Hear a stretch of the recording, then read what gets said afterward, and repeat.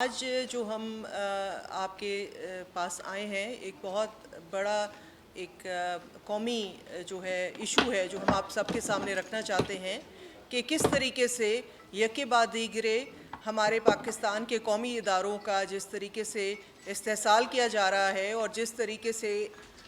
ہمارے جو قومی ادارے ہیں ان کی دگرگوں حالت بنائی جا رہی ہے۔ آپ کی نظروں سے پی ایم ڈی سی کا جو حشر ہوا ہے وہ ڈھکا چھپا نہیں ہے۔ پی ایم ڈی سی کا حشر کرنے کے بعد یہ حکومت اب ایچ ای سی جو ہائر ایجوکیشن کمیشن ہے اس کی جو ہے بیخ پہ جو ہے یہ لگ گئی ہے، اور آپ دیکھ سکتے ہیں کہ آرڈیننس کی جو فیکٹری انہوں نے بنائی ہوئی ہے اس کے تحت آپ سب یہاں پڑھے لکھے لوگ موجود ہیں۔ آپ کو پتہ ہے کہ کوئی بھی امینڈمنٹ جب کی جاتی ہے تو وہ قوم کی بھلائی کے لیے کی جاتی ہے، قوم کی بہتری کے لیے کی جاتی ہے۔ اگر قوانین میں امینڈمنٹ ہوتی ہے، اگر امینڈمنٹ کسی ایک شخص کو ٹارگٹ کرنے کے لیے کیے جائے تو وہ پرسن اسپیسیفک جو ہے امینڈمنٹ ہو جاتی ہے، اور اسی طرح کی پرسن اسپیسیفک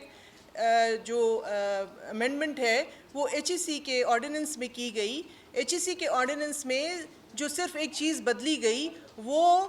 ایچ ای سی کے چیئرمین کی مدت جو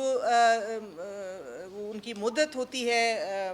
اپوائنٹمنٹ کی، اس کو کرٹیل کرنے کے لیے جو ہے یہ امینڈمنٹ لائے گی۔ میں طارق بنوری صاحب کا ذکر یہاں پہ کروں گی۔ وہ ایچ ای سی کے چیئرمین تھے اور انہوں نے حکومت کی جو احکامات اور جو ناجائز مطالبے تھے جب ماننے سے انکار کیا، تو ایچ ای سی کے چیئرمین کو ہٹانے کے لیے جو آرڈیننس میں جو دی گئی ہے، رولز میں جو پروویژن ہے وہ یہ ہے کہ یا تو وہ کرپٹ ہو یا مینٹلی انسین ہو یا اور کوئی ایسی چیز ہو جس کی وجہ سے اس کو ہٹایا جا سکتا ہے، نہیں تو 4 سال تک آپ ایچ ای سی کے چیئرمین کو نہیں ہٹا سکتے۔ جب یہ ساری چیزیں اور سارے حربے کامیاب نہیں ہوئے اور انہوں نے انکار کیا کہ میں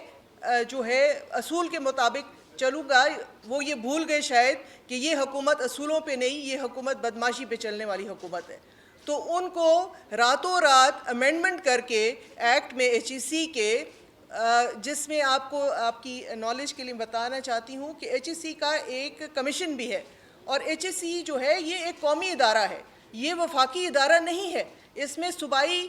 حکومتوں کی بھی حصہ داری ہے، صوبائی حکومتوں کے ممبران اس کے ممبر ہوتے ہیں کمیشن میں۔ مختلف پاکستان کی یونیورسٹیوں کے جو وائس چانسلرز ہیں وہ اس کمیشن کا حصہ ہوتے ہیں۔ ان سے پوچھے بغیر، ان کی رائے لیے بغیر ایسی کیا ایمرجنسی آ گئی تھی کہ پارلیمنٹ کے اجلاس کا بھی جو ہے انتظار نہیں کیا گیا اور صدر صاحب کی آرڈیننس فیکٹری سے یہ امینڈمنٹ جاری کر دی گئی، اور اسی امینڈمنٹ کے تحت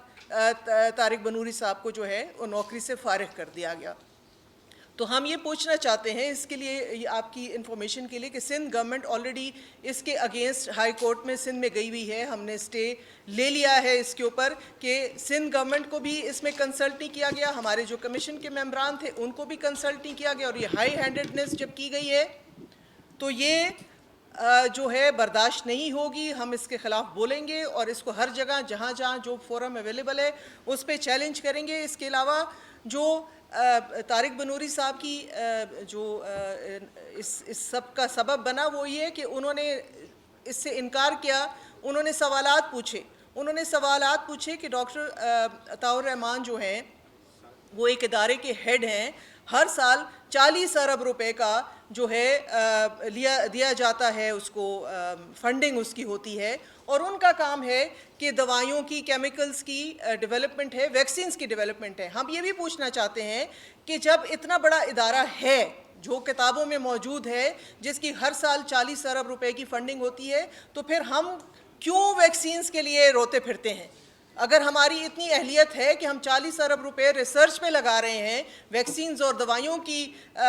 جو ہے ریسرچ پہ، تو کیوں ہمارے ہاں پھر ویکسینز کی کمی ہے؟ کیوں کتے کے کاٹے کی ویکسین جو ہے ہمیں انڈیا سے منگانی پڑتی ہے؟ کیوں سانپ کے کاٹنے کی ویکسین جو ہے ہمارے پاس نہیں ہے؟ تو یہ 40 ارب روپے کا جب حساب مانگا جائے تو آپ پھر ایچ ای سی کے چیئرمین کو نکال دیں۔ اور جس طریقے سے میں آپ کے آج کا موقع فائدہ اٹھاتے ہوئے جو نئی تعلیمی پالیسی یہ لے کر آ رہے ہیں وہ اس ملک کی تباہی کا باعث بنے گی، ہم اس کی بھی مخالفت کرتے ہیں۔ اور میرے ساتھ موجود ہیں ہماری ایم این اے ہیں مہناز اکبر عزیز صاحبہ، تو وہ بھی میں نے آپ کے سامنے اپنی پارٹی کا موقف رکھا. ہم اس کاز پہ شانہ بشانہ کھڑے ہیں HEC کے ساتھ, اور ہم چاہتے ہیں کہ یہ چیزیں جو ہیں یہ نہ ہوں.